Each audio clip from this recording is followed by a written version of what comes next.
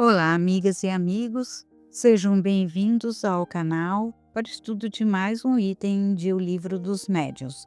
Nós estamos na primeira parte, em Noções Preliminares, no capítulo 4, Dois Sistemas. Meu nome é Luísa e fico feliz em tê-los aqui para estudarmos juntos o item 46. Sistema pessimista, diabólico ou demoníaco. Entramos aqui numa outra ordem de ideias. Comprovada a intervenção de uma inteligência estranha, tratava-se de saber de que maneira era essa inteligência. Sem dúvida que o meio mais simples consistia em lhe perguntar isso. Algumas pessoas, contudo, entenderam que esse processo não oferecia garantias bastante e assentaram de ver em todas as manifestações unicamente uma obra diabólica. Segundo essas pessoas, só o diabo ou os demônios podem comunicar-se. Conquanto fraco eco encontre hoje esse sistema, é inegável que gozou, por algum tempo, de certo crédito, devido mesmo ao caráter dos que tentaram fazer que ele prevalecesse. Faremos, entretanto, notar que os partidários do sistema demoníaco não devem ser classificados entre os adversários do espiritismo. Ao contrário. Sejam demônios ou anjos, os seres que se comunicam são sempre seres incorpóreos. Ora, admitir a manifestação dos demônios é admitir a possibilidade da comunicação do mundo visível com o mundo invisível, ou, pelo menos, com uma parte deste último. Compreende-se que a crença na comunicação exclusiva dos demônios, por muito irracional que seja, não houvesse parecido impossível quando se consideravam os espíritos como seres criados fora da humanidade. Mas, desde que se sabe que os espíritos são simplesmente as almas dos que hão vivido, ela perdeu todo o seu prestígio e pode-se dizer que toda a verossimilhança. Porquanto admitida, o que se seguiria é que todas essas almas eram demônios, embora fossem as de um pai, de um filho ou de um amigo, e que nós mesmos, morrendo, nos tornaríamos demônios. Doutrina pouco lisonjeira e nada consoladora para muita gente.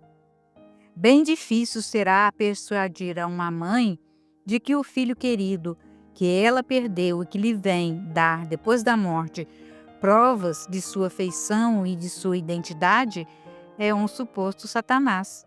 Sem dúvida, entre os espíritos há os muito maus e que não valem mais do que os chamados demônios, por uma razão bem simples, a de que há homens muito maus que, pelo fato de morrerem, não se tornam bons.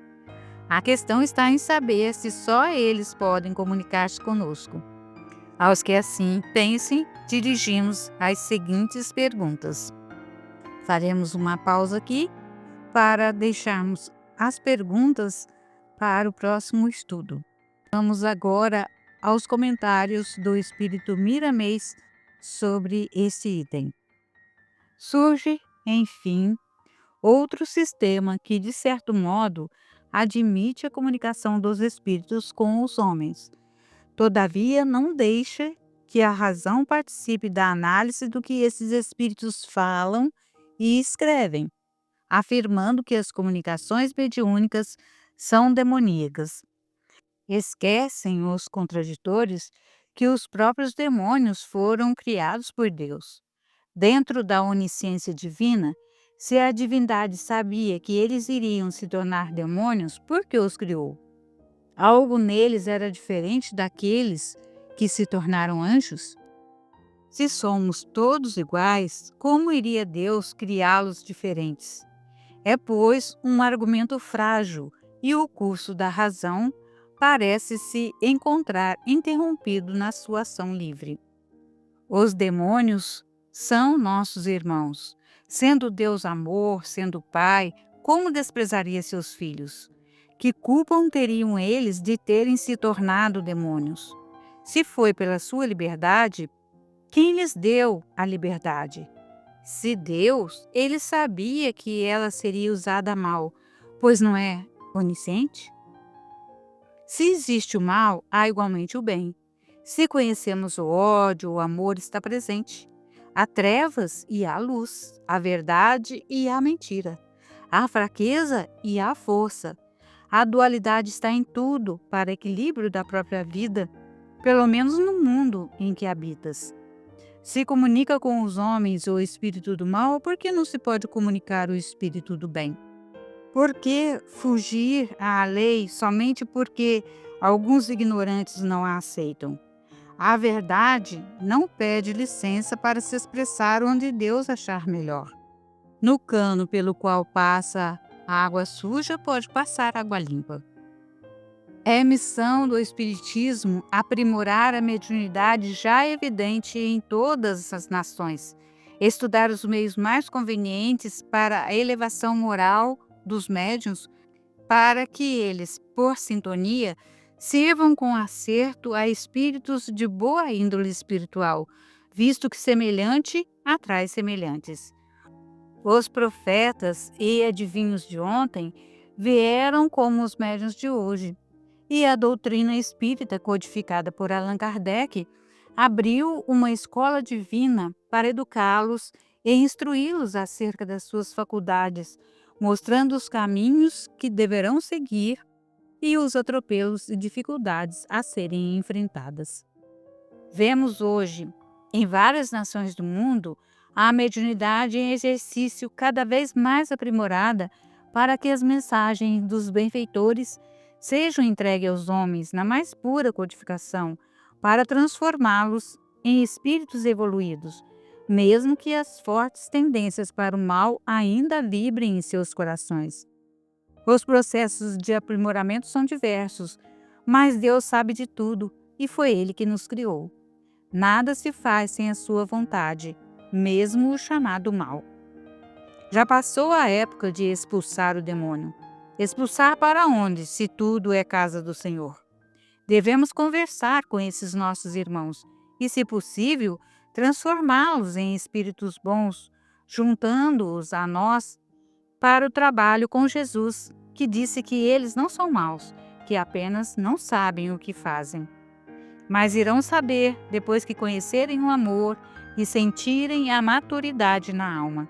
O tempo se carrega disso e Deus de tudo. O que várias escolas religiosas chamam de Espírito Santo são os Espíritos Santos. Falanges deles estão trabalhando em favor dos que sofrem toda a ordem de problemas. São os espíritos guias, os protetores, os espíritos amigos dos médiuns.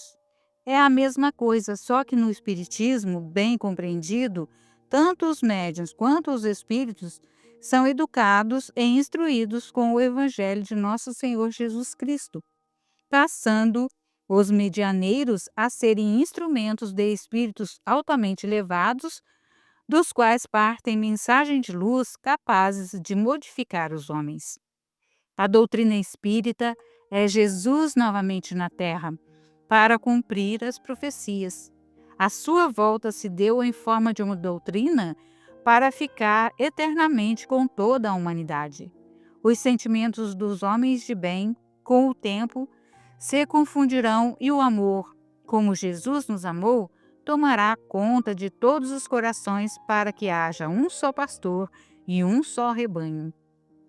Compreendemos que a crença de que somente os demônios podem se comunicar com os homens é falta de raciocínio de alguns escritores, visando alimentar carcomidas filosofias. Os antigos defensores dessas ideias se encontram na Terra ou já vieram a ela várias vezes para retificar os seus enganos, modernizando os escritos de modo a acender novas esperanças nos corações e fé nas consciências.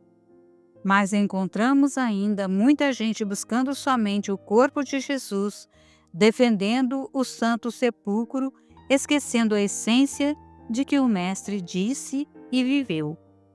Tendo procurado, a Pilatos pediu-lhe o corpo de Jesus. Lucas registrou no capítulo 23 Versículo 52. Depois de quase 2000 anos, devemos buscar o Espírito e nele banharmos a vida, assimilando a luz dos ensinamentos do Mestre. Enfim, já começamos essa tarefa consciente de libertação pelo conhecimento da verdade.